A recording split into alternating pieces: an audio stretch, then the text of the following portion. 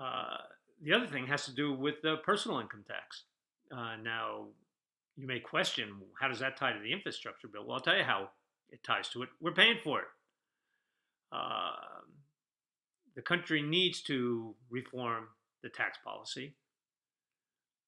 It should go to a 19% flat tax across the board. Unfortunately, most people do such a horrible job explaining the flat tax, but let's make it real simple just for this podcast. If you make $100,000 a year, you pay $19,000 in taxes. If you make $1 million a year, you pay $190,000 in taxes, and it goes proportional as it rises. So everyone is paying their fair share. If you're paying 19,000, somebody else is paying 190,000, but it's proportional to their income, and you don't have all the loopholes, it's a good thing. And given that we're paying for the infrastructure bill, we ought to be able to make the call on what kind of taxes we pay. The other thing is there should be a public-private partnership that drives STEM programs. Science, technology, engineering, manufacturing programs need to be made available, encouraged, and directed for the benefit of U.S. citizens and legal residents. We don't need to drive those programs offshore any longer, where right now, quite honestly, all the manufacturing skill sets reside. The other thing we need to do, something to consider, is the U.S. has millions and millions of square feet real estate, which they pay for to service, and it's empty.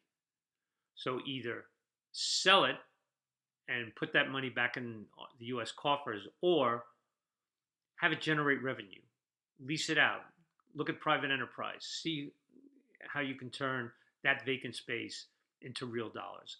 I think it would help tremendously. Uh, Infrastructure spending needs to be divided into two areas.